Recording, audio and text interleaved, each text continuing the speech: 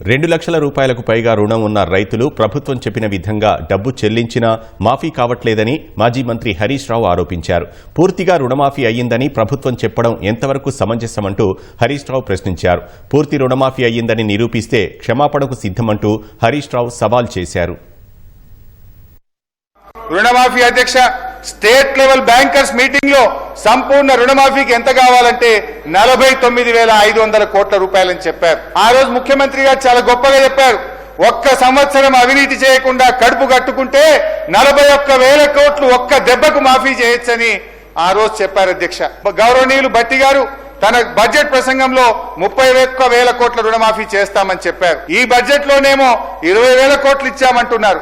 వాస్తవంగా అయితే అది 15,000-16,000 కోట్లు కూడా చేరలేదు అధ్యక్ష. వాస్తవం ఏమిటంటే అధ్యక్ష, రైతు ఇంటికి బ్యాంకుకు మధ్య ఇంకా తిరుగుతూనే ఉన్నాడు. చివరికి రైతుకు మిగిలింది ఒడువని దుఃఖం, తీరని అప్పు. అధ్యక్ష, ఇంకా బాగా అర్థం చేసుకోవాలంటే ఇది వ్యవసాయ శాఖ అధికారుల నుంచి తీసుకున్న లెక్కే చెప్తున్నాను అధ్యక్ష. నా సిద్దిపేట నియోజకవర్గంలో పరిస్థితిని ఈ రాష్ట్ర ప్రజలకు అర్థం కావడానికి, రైతాంగానికి అర్థం కావడానికి ఒక ఉదాహరణగా చెప్తున్నా అధ్యక్ష.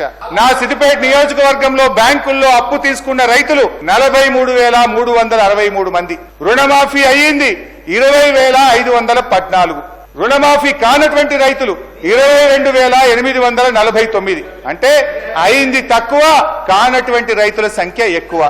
ఇందులో అధ్యక్ష 2 లక్షల లోపు రుణం ఉండి కూడా కానటువంటి రైతుల సంఖ్య 10,212 ఉండడం గమనార్హం. Please note this point. 2 లక్షల లోపు రుణం ఉండి కూడా మాఫీ కానటువంటి రైతులు ఒక్క నా సిద్దిపేట నియోజకవర్గంలో 10,212 మంది ఉన్నారు అధ్యక్ష. కానీ ఈ ప్రభుత్వం ఇంకా రుణమాఫీ అయ్యేపోయిందని చెప్తున్నారు అధ్యక్ష. మీరు మాట్లాడుతుంటే తప్పని మీరు మాట్లాడుతున్నారు. నేను బట్టిగా అడుగుతున్నా, మదిర నియోజకవర్గానికి పోదామా, లేదు నా సిద్దిపేట నియోజకవర్గానికి వస్తారా, లేదు ఈ రాష్ట్రంలో ఏ గ్రామానికి పోదామో చెప్పండి. సంపూర్ణ రుణమాఫీ అయిందంటే నేను బహిరంగంగా మీకు క్షమాపణ చెప్పడానికి సిద్ధం. మీరు సిద్ధంగా ఉన్నారా అని నేను అడుగుతా ఉన్నా.